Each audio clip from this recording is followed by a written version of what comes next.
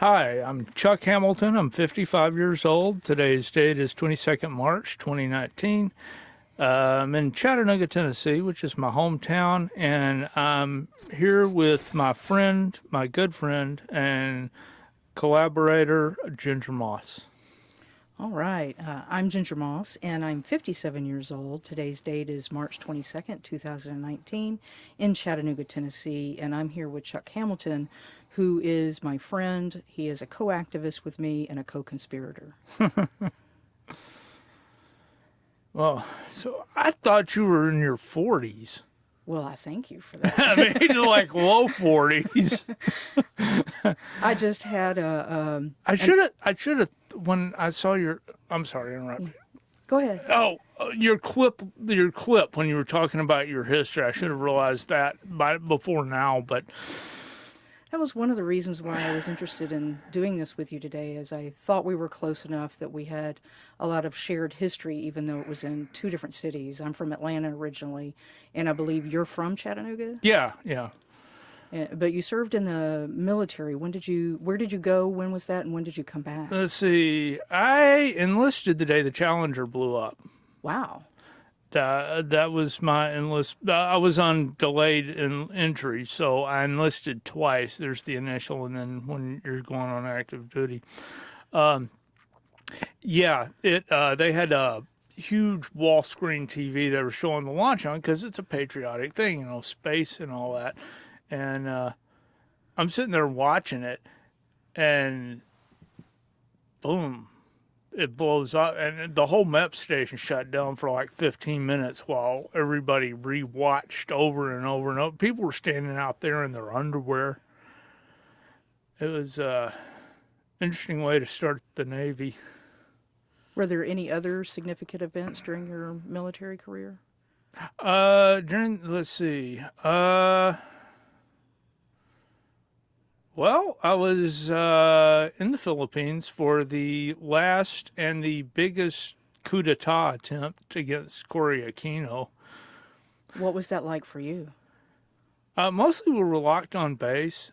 I was serving watch at the quarterdeck, and so when they had messages, I got to go off base twice. And both times I ended up going to the person I was supposed to. The first time I was tempted to go see my fiance, but I thought no. First time it was like no. I'm gonna be a good boy. I've only got a month left. I can't afford to get in trouble. So I go out and I see this guy. So I come back, and about 30 minutes later, they send me out again. I thought, okay, this is a sign from God. I actually went out of the gate, drove over to her house, had a cup of coffee, talked to her mom, made it to the other guy, the same guy I was supposed to go out and see the first time, and who I did see. And I actually made it back quicker because I was speeding a lot faster. But the coup was, most of the action was in Manila.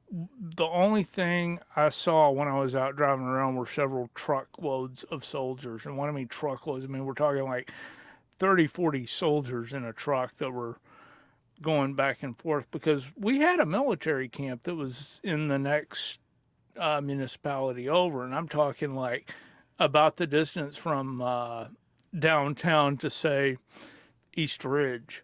Okay. When you're talking municipality, you're talking small. Right.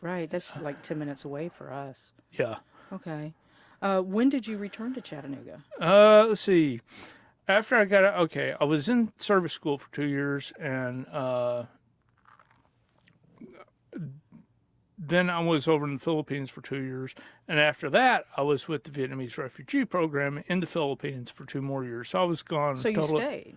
Yeah, I stayed. Love the Philippines. Love the people. Hate the government. The government then or the government now? Both. Okay. The current president, I hated him when he was mayor of Davao when I was in the Philippines. Okay. He was already making a bad name for himself. He's a brutal son of a bitch. Okay. I know you through our local activism. Yeah. I'm a queer activist here in Chattanooga, and that's actually, I met you in our organizing to get an equality ordinance here. And it seems like you're not only a historian, but you also have a background in activism. Can you tell me when you started your activism and in what areas? Uh,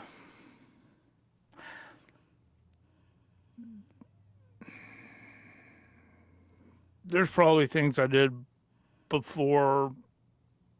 Oh God, let's see. When I was in at UTC during the Reagan area, I helped organize the Miles Horton Brigade at UTC. What does that mean? Miles Horton Brigade, it was sort of like an umbrella group for different activists and people interested. That took in a wide spectrum of people. To give you an idea, it had both pro and anti-Khomeini factions of Iranians in it, as well as environmentalists and other like that.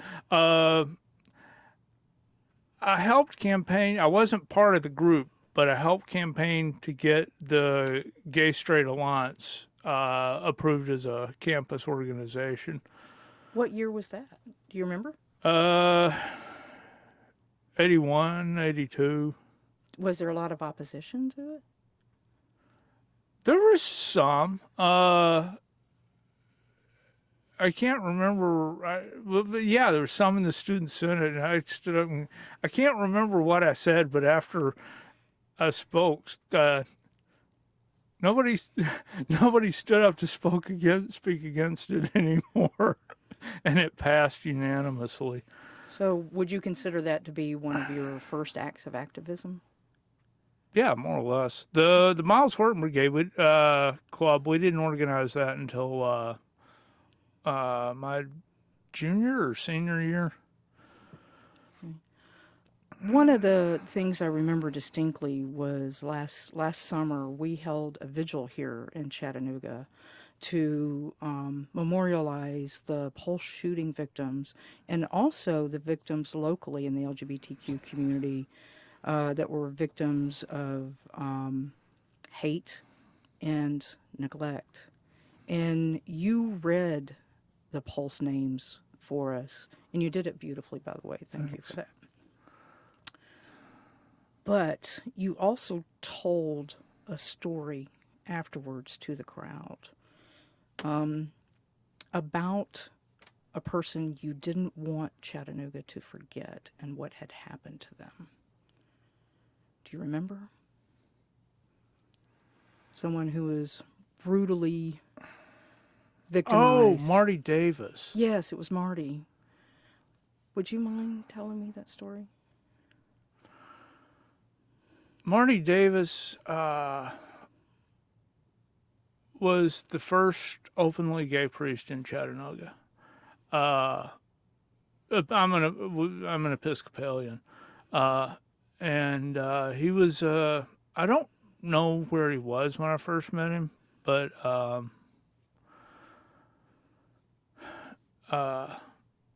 have to confess at the time, because of some of the crap that's built into the religion, I had issues with it.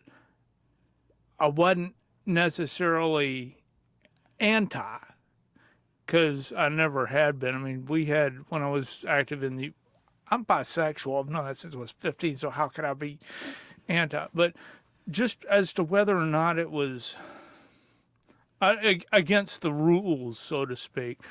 And I met Marty, and all of a sudden, and in about 30 seconds after meeting him, I was like, fuck it, I don't care if it's right or not.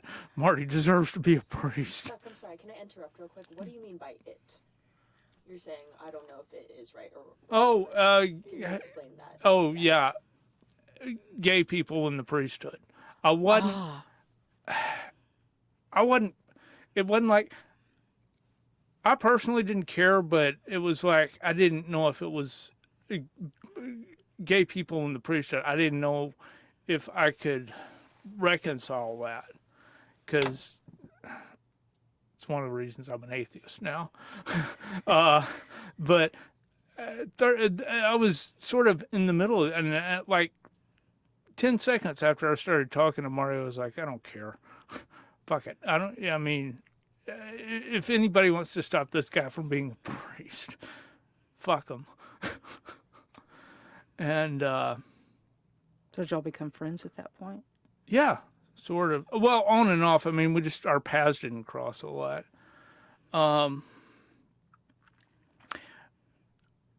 There was a lot of, Marty was brutally beaten to death one morning in his home, and there was a lot of speculation at the time that it might have been because of work he had done here in Chattanooga with the community, or just because he was gay and open about it. But it was the family, the church, people who were friends of his, and I talked to him before this commemoration we had. They all said no, it wasn't. Didn't have anything to do with that. It was somebody that he had come. It was probably somebody that he had come across in his ministry that there had been some kind of issue with, because he went out into the community and mediated in a lot of disputes between people who had some really hostile feelings toward each other, and some of that got directed toward him. Did the LGBTQ community think it was somehow related to his openness? Well, at first, and they were worried about it, but the main one that I talked to before I went was a very close friend of Marty's, his best friend here, and he said, "Nah." They wondered about it at first, but after a little bit of, there was nothing to indicate that. It was more like it was a personal thing. Okay. I mean, he was.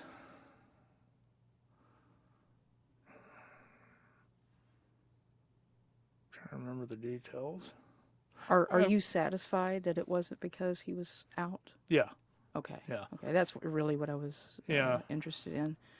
I consider myself part of what I would call the lost generation, and because you're close to my age, I would include you. The AIDS generation.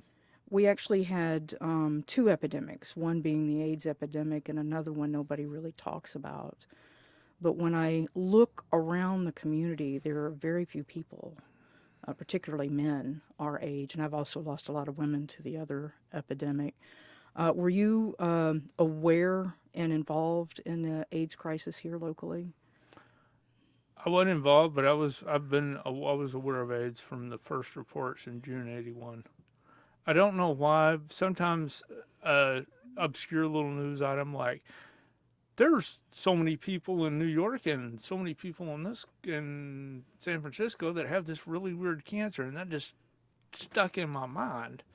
And I followed the whole thing. I found out about it through Prison Magazine. Oh. And the prisoners were actually crying for help for this cancer that was destroying them on the inside. And I had a friend that was in the criminal justice program and read it to me. And then my best friend's father worked for the CDC in Atlanta. Wow. And it became known as GRID. So I was aware of it about the same time. But our peak in Atlanta was 1993 and 1994. And in 1 year, entire groups of men were wiped out, like on the board of our softball league, or like 30 guys that worked at one company. And you would just show up to places and people you would expect to see were just gone. Yeah. So for us in Atlanta, almost everything we did from about 1985 to 1995 was centered around AIDS fundraising, creating hospices, helping people stay in their homes, helping people keep their pets, making sure they had food, everything we did. AIDS education was huge, and it was devastating in a city like Atlanta. I don't really know how it affected Chattanooga, but it was devastating. Atlanta's got a bigger community and it's more open. Chattanooga's always been more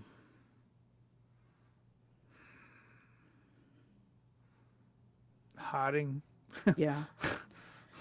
I'm actually consider myself from the first generation that was truly out. There was a lot of backlash that came from it, but we were the first ones because we were post Stonewall. Stonewall, 6th birthday. But because of Stonewall, we were actually able, within the confines of the city of Atlanta limits, able to live out and openly. And Midtown Atlanta pretty much belonged to the queers at that time, and we had our gayborhoods and all of that. Did y'all ever have a gayborhood here? No, this is too small. Too small? And everybody is less so now. Like people in my son's generation, when I was, I mean, I've known I'm bi for a while, but I was writing about it because I was writing about really what because a lot of people don't really understand what bisexuality is. A lot of people think it's either, and this is part of the reason why I finally I didn't identify as bi for a while. It's either crypto gay or a straight tourist into the gay community, or like it's like a point in a spectrum between gay and straight. No, it's something completely different. It's not. I forgot how to describe it in the article. Anyway, I was going to this article and I was concerned with, if I put this on my blog and put it on Facebook, how was it going to reflect on David? So I had him read it, and he got really moved about that. But I said, so he said, "What do you want me to read this?" And I said, "Well, in case there's any backlash." Dad, people my age don't give a shit about this. They really don't, and that's cool to me. That's the true hope. What you were just talking about sounds like a lot of gatekeeping. There's a lot of gatekeeping on the gender spectrum and on the sexual orientation spectrum where people think they can tell other people how they should identify. And I think I've heard some bisexual people refer to what's known as bi-erasure. Yeah. Have you experienced that?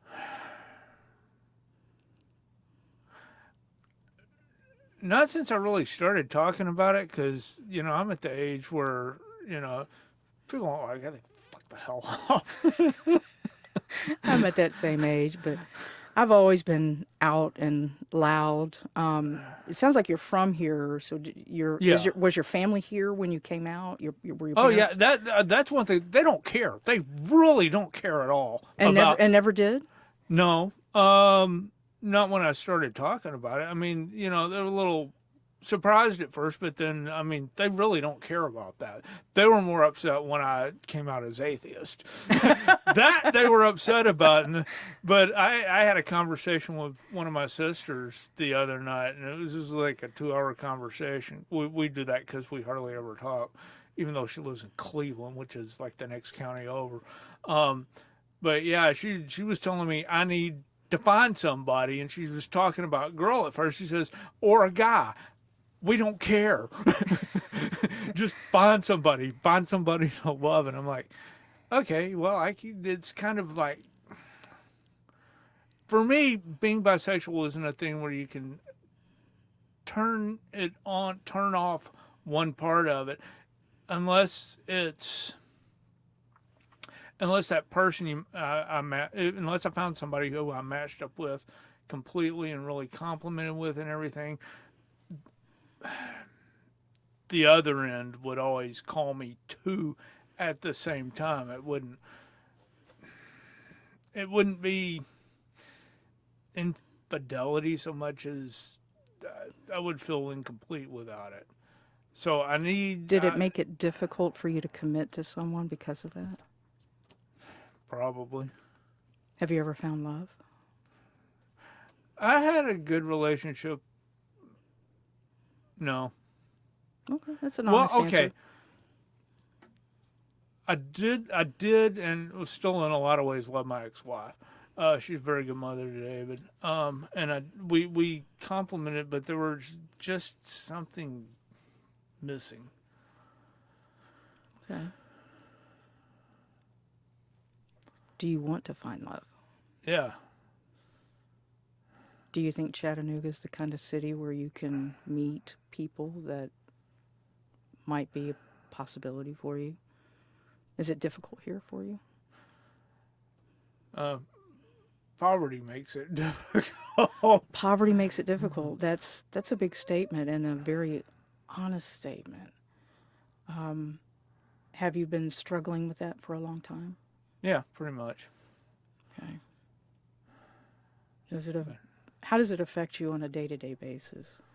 Well, a lot of the activism I do is on internet, so it does. There's a lot of people I've met online. They're really cool and everything, but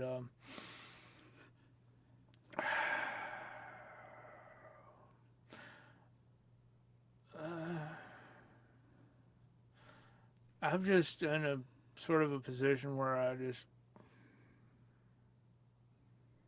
don't know whether I care. That was going to be my next question. I don't know whether I care, to be honest. Okay.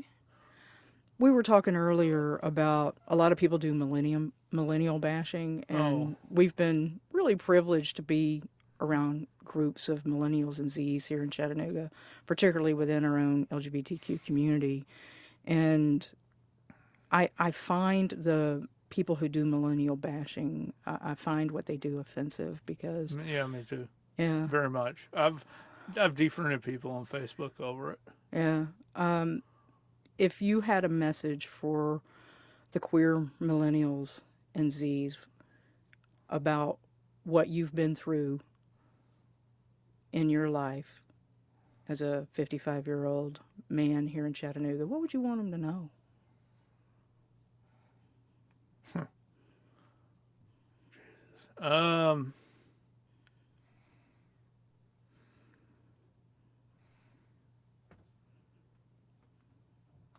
Don't let anybody tell you you're not worth living.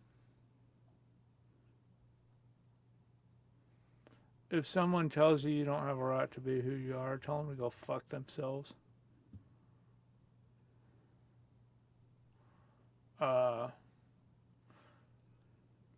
Find people who will let you live as you are.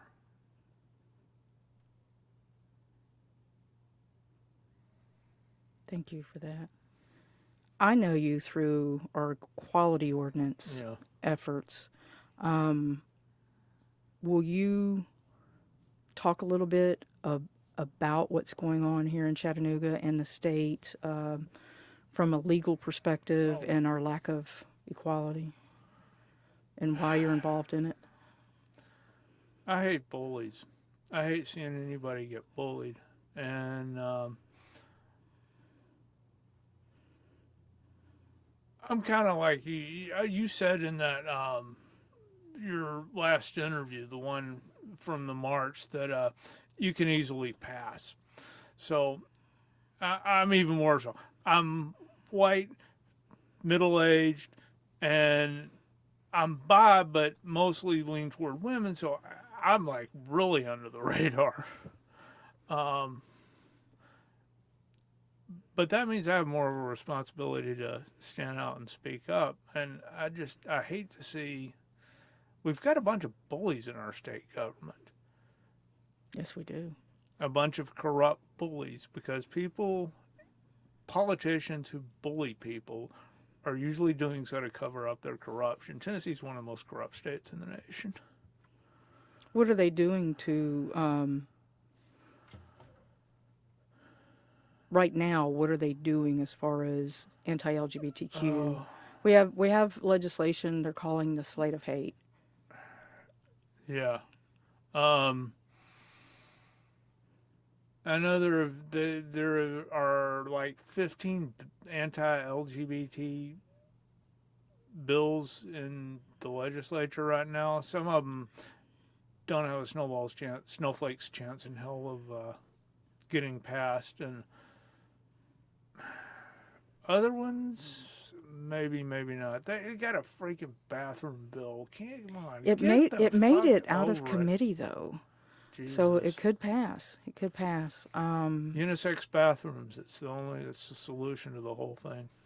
A lot of that's happened in North Carolina. I had a friend who was traveling in Charlotte, Oh, and North Carolina has their bathroom bill, and that's what a lot of businesses have done there is to not break the law but be accommodating to everyone. And so I'm hoping that if one of those god awful laws passes here, that at least I think in the metropolitan areas, I think a lot of places and businesses will do that.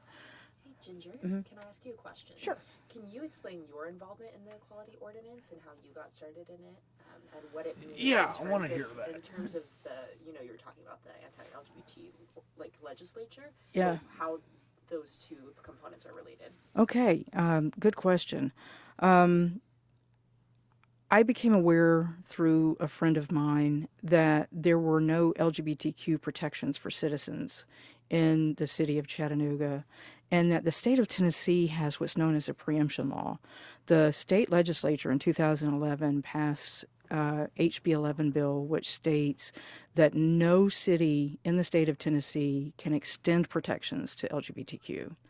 And I was astounded by that because I'm from Atlanta and we fought for and got our equality back in the 80s. And I did not realize when I moved here that we didn't have them here. And there had been several attempts across the state to pass different ordinances to give protections to LGBTQ. And they were not successful, and there would be these battles with the state. And this small group that I actually met Chuck there decided we were going to try and do something about it. We felt that there were enough court decisions now since our last attempt in the state that were stating basically that in order to discriminate against a transgender person or against an LGBTQ individual, you had to take their sex into consideration first. And that in doing so, you were already covered by the Equality Acts and all of that. And so there's been some court decisions federally and in other states that gave us the idea that we would be able to work with the city government here, try and get the mayor on board, try and get the city council on board, and pass something here in the city, knowing that it was going to bring the wrath of the state down on us. But hoping that if that happened, that there would be enough precedent already set to help us maintain the equality ordinance if it gets passed here, and to be able to overturn that preemption bill. And so I got involved in that. Just I think everybody should have equal rights, and I think most people, at least in the larger cities here, and there's 4 in the state, have made attempts and would want all of their citizens to have equal rights. But we know it's going to be a huge battle of the state, and so it's a long haul. It's not something that we knew we could do in just a few months. I mean, we're almost 2 years into it, and we have a sponsor and a co-sponsor. We have some people in the mayor's office on board. We believe if we get the right legal team together, we'll be able to present it and get the mayor on board. We're not sure we'll be able to get a majority in the council, but we're gonna give it a shot. And we also have a backup plan. If it doesn't pass, we're going to vote anyone out that refuses to vote on it or votes no on it.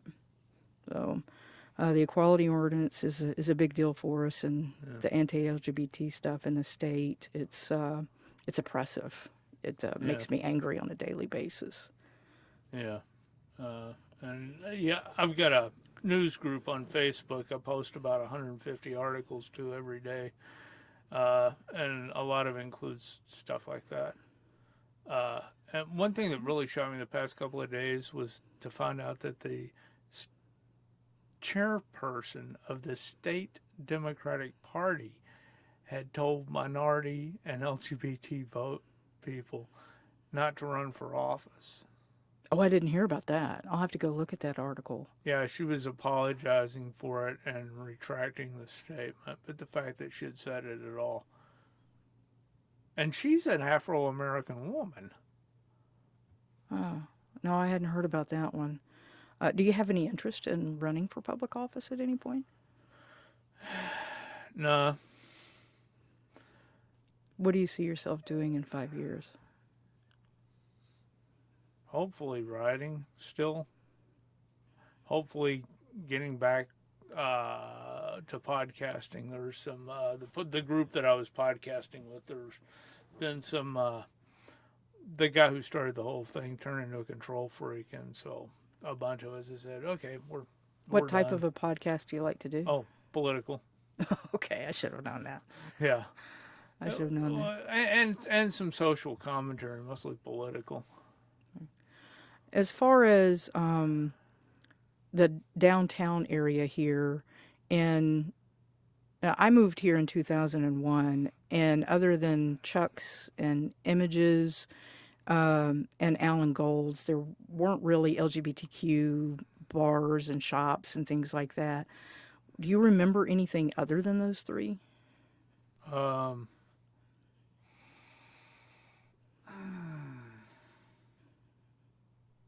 No. What are your hopes for the LGBTQ plus community in Chattanooga? Well, I hope that, particularly for future, the younger generation, those that are in the public school system now, that they will be able to be as open and as expressive as they want to be, and that there will not be any bullying. I would like to see anti-bullying policies, and that's part of what we're also working on. We've experienced some voter suppression here of our transgender individuals. I want to see that come to an end, and I want to see equality. I don't want another individual, particularly our trans women of color, to be treated differently, to be a victim of violence. I was actually arrested recently during the Women's March here in Chattanooga, and I witnessed how a transgender woman that was arrested with me was treated in the jail system here. I want to put a stop to that. I want to make sure they're all treated with dignity. I'm sorry, can we go back to that? Yes. Would you mind describing the Women's March here and what led to your arrest, if you feel comfortable doing so? It was truly grassroots. We were not a nonprofit organization. It was just a group of people that got together with not a lot of time to organize and said, hey, nobody else is doing it. We'll organize this thing. And the city made it difficult for us to obtain a permit. So we actually wound up doing a rally and then an impromptu march. So it was an unpermitted march. And there were about 50 of us on this pretty rainy day. It was a miserable day, actually. Wound up walking across the Market Street Bridge, and the police officers began harassing us immediately. And by the time we got to the other end of the bridge, they swept in for an arrest, and they only arrested 5 people out of the entire group, and they were all LGBTQ. And we were all known LGBTQ activists in the community who have spoken out against police brutality. What did that harassment look like? That harassment looked like, while we were having the rally, police cars were driving around us, intimidating us. And then when we started marching, they were behind us, giving us orders to get out of the road. And at one point, and I've since gotten a hold of all of the police officers' dash cam and body cam footage, when they got their orders to arrest, he moved out from behind us and went around us, and that opened a spot and allowed a citizen to try and ram the crowd. And that citizen did it in front of 3 other police cars, and they didn't do anything about it. They continued to follow us and demand that we step on the sidewalk and things like that. And then when we made it to the other end of the bridge and we're entering the tourist area of town, that's when more police cars showed up and they began arresting. And it was very disturbing. And some of the own police footage, I was watching a police officer get his batons out. So it was almost like they were ready to beat us. It was quite frightening. That sounds terrifying.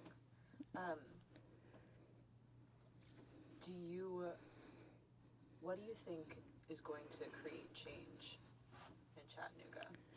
Do you think that legislation is?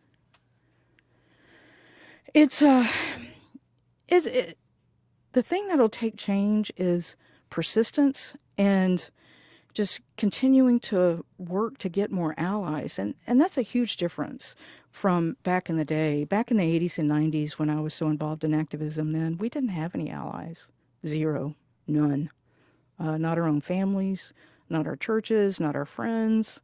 We didn't have any allies, and now we do. And so I think it's going to take a collective voice and just persistence, just not giving up. Yeah.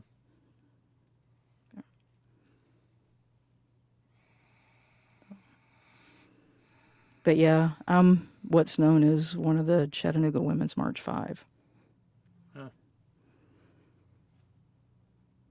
And we're also working to try and make sure that that doesn't happen again.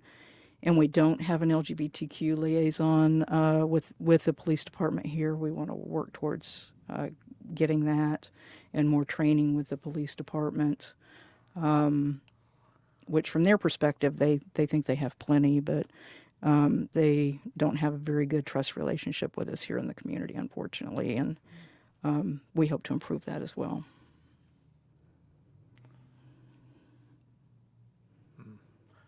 I didn't know those details about what happened at the march. Jesus, that sounds... They've never been that aggressive against... I heard that they were towards one other group about 4 years ago, CCJ, which is... Yeah, I'm not as active with them now, but I was when Maxine was alive. And there's sometimes with CCJ back in the 90s and early odds, we'd have an event and there would be like 5 of us show up. We had a vigil one night, one October 22nd. It was just a few people, and it was not. It was 20, 30 maybe. They had a fire truck sitting out there. A lot of people don't know that Chattanooga was the first city to turn hoses on their black citizens. And CCJ is one of our local black activist groups that grew out of police brutality.